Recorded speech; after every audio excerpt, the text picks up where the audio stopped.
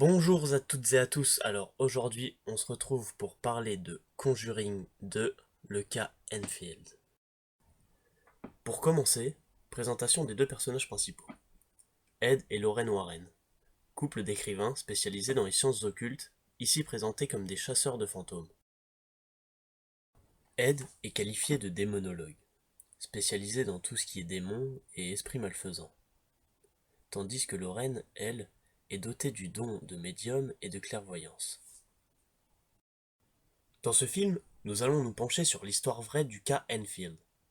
Enfield se situant dans la banlieue nord de Londres. Dans cette maison, d'apparence ordinaire, enfin, si on veut, se seraient déroulés des phénomènes spectaculaires de poltergeist et plus de 1500 manifestations. Durant trois quarts du film, on pense que l'esprit qui hante la maison est celui de son ancien habitant, Bill Wilkins, mort dans son salon.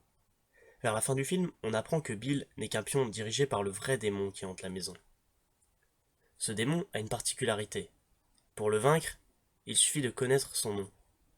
Un peu comme le jeu du pendu. Ce qu'il y a d'intéressant dans ce film, c'est que le réalisateur y a caché des indices, nous permettant à nous aussi de trouver le nom du démon. Souvenez-vous, au début du film, Lorraine se réveille et trouve Ed dans le salon en train de peindre. Il lui dit qu'il a fait un rêve étrange et qu'en se réveillant, il a vu une image qu'il a décidé de peindre, que ça l'aiderait sûrement. C'est là que les premiers indices apparaissent, avant même que Ed et Lorraine soient impliqués dans l'affaire. Lorsque Ed a fini de peindre, il passe à table pour déjeuner. Et c'est là que le premier indice apparaît. Ça ne saute peut-être pas aux yeux comme ça, mais sur écran géant avec un minimum d'attention, on ne peut pas le louper. Derrière Lorraine, sur la planche en bois, il est inscrit Alak. Ensuite, la caméra change de sens et se pose sur Ed. Là aussi, sur le rebord de la fenêtre, il y a des lettres. On peut y lire V-A-L-A. Vala. On est alors en droit de se poser des questions sur la signification de ces lettres mises en avant. Si jusqu'à maintenant c'est encore un peu flou, passons à un autre plan un peu plus loin dans le film. Ici, Lorraine lit un livre et sur la bibliothèque derrière elle sont posées des lettres en bois, de gauche à droite, V, A, L, A, K. Valak.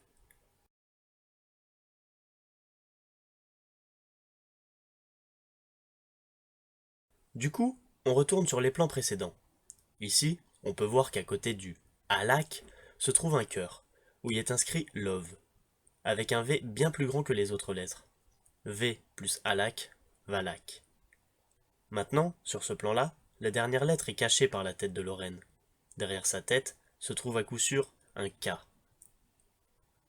Valak une fois, Valak deux fois, Valak trois fois. Cette fois on est sûr, ce mot va nous servir plus tard dans le film. C'est donc au moment où Lorraine dit que connaître le nom du démon permet de le détruire que ça nous fait tilt, et que l'on associe le mot Valak, précieusement gardé dans notre tête depuis le début du film, au nom du démon. J'espère ne pas avoir été le seul à avoir eu l'œil attentif sur ces indices pour au moment venu avoir la satisfaction d'avoir aussi trouvé le nom du démon, pour ainsi avoir ce sentiment de fierté et faire quelques pas de moonwalk dans la salle de cinéma. Enfin bref, moi je vous dis à la prochaine et bonne séance.